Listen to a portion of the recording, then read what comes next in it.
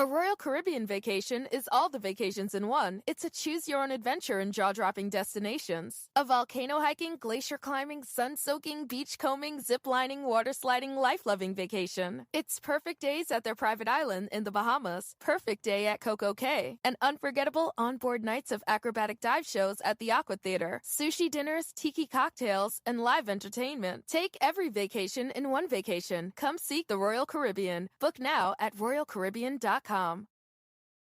This is Optimal Relationships Daily, episode 1790. I'm bored. 6 Trips for Beating Summer Boredom by Jen of thistimeofmine.com. Hello, everybody, and welcome back for another parenting post with me, Greg Audino, here on ORD. As is the case with yesterday's, we have another more relaxed article for you today, and one that will be good to have on hand with the summer upon us. We've heard a lot from thistimeofmine.com. Jen, the site's creator, has a lot of practical advice for parents, and oftentimes for these niche areas of parenting, such as managing summer vacations and the boredom that can come with them. So without further ado, let's hear what she's got for us today as we optimize your life. I'm bored. 6 Tricks for Beating Summer Boredom by Jen of thistimeofmine.com. When summer break finally hits, the kids are so excited to play that it's hard to imagine they'll ever get bored. Yet inevitably, they always do. Summer break brings a much-needed change in pace, but I think we can all admit that certain days are more challenging than others. Days where we hear, "There's nothing to do," and "Can't I just watch more TV?" more times than we'd like. Over the past few summers, I've found a few tricks that help. They keep the days from dragging without overfilling them, and they help keep us all sane. Well, most of the time. I hope they help you too. 6 parenting hacks for beating summer boredom. These tips have been lifesavers for me during summer break. Some summers are busier than others, but we still include all of these each summer, and they've made a huge difference for all of us. Number 1, make a plan. Routines and plans are easy during the school year. We have school, activities, and defined weekends that keep us on track. But summer is a little different. Even with summer sports, camps, and activities, it's easy to let go of regular day-to-day routines. Try including these 3 things in your summer planning. Keep a family calendar. Print out a blank calendar for the summer months. Put everything in them so you know what's coming and can plan accordingly. On a separate page, write out recurring weekly activities, weekly library trips, Tuesday soccer practices, daily swimming lessons, etc., so you can create a daily routine around them. Create a daily routine. In the summer, I also like to have a laminated list for each of my kids that they have to complete before playing with screens or friends, like reading, cleaning their rooms, getting ready for the day, etc. And make plans together. Include the kids on this one. Do you want daily activity themes? How about a summer family bucket list? Are there any city events coming up? Have a family meeting to decide on some fun, memory-making activities that your family can do together. Number 2, make chores an expectation. Getting kids to do chores in the summer might seem like an easy idea. After all, we have more time, right? But when friends come knocking at 10 a.m., or we're out doing various summer activities and sports, it gets a lot harder to make it a regular thing, which is why we have to make it a conscious effort. Depending on what's going on, some days might require morning chores, and others might require afternoon chores.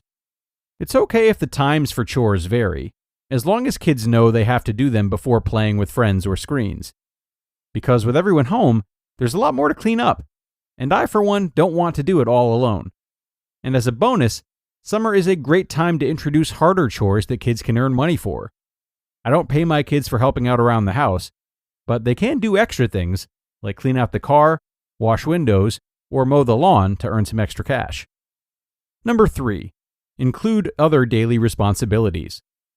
Help kids practice being self-sufficient and independent with daily summer responsibilities. This also helps reinforce your daily routines. What you choose to include will depend on your child's abilities and needs, but here are a few ideas.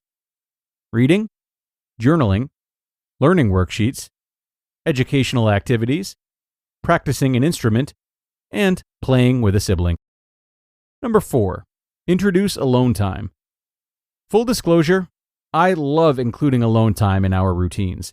It cures everything, including bad moods, whining, bickering, summer boredom. I could go on and on. It is the perfect reset for kids and parents. For alone time, we set a timer, and everyone picks a location and a screen-free activity. It's quiet time. And when we're done, everyone is happier. It's simply amazing. During the school year, I do independent playtime and quiet time regularly with my younger two. But during the summer, we all get to participate. This is especially great during long, hot afternoons. Number 5, have a backup plan.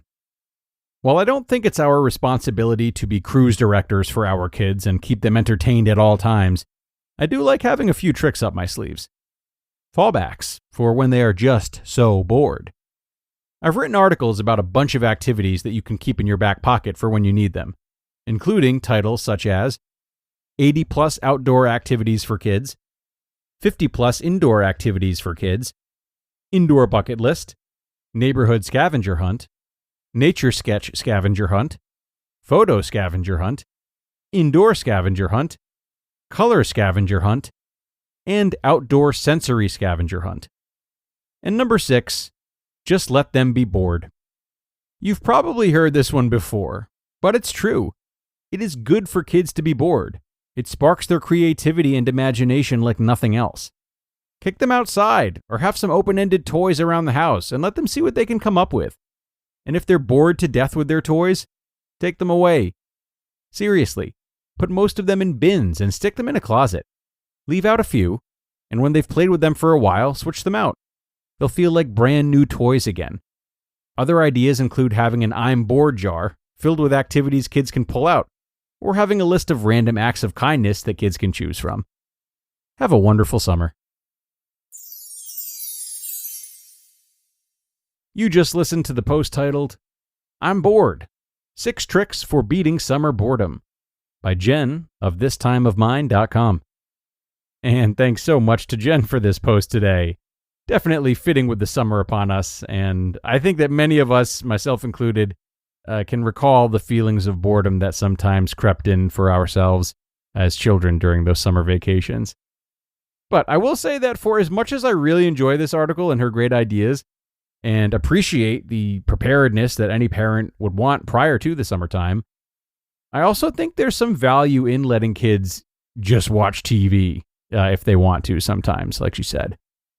It's wonderful to want to tend to their growth over the summer and make sure their brain doesn't go to mush without schooling. But in some cases, they do want to watch TV a little bit longer, not because they're actively choosing to be less lively, but because they actually need the rest. There's a lot of stimulation for them during the school year, and the summer vacation is instated to help them recuperate. That's the point of it. So make sure to balance this type of relaxation with your efforts to keep them engaged in learning. And that's going to do it, everybody. That's going to wrap us up for today.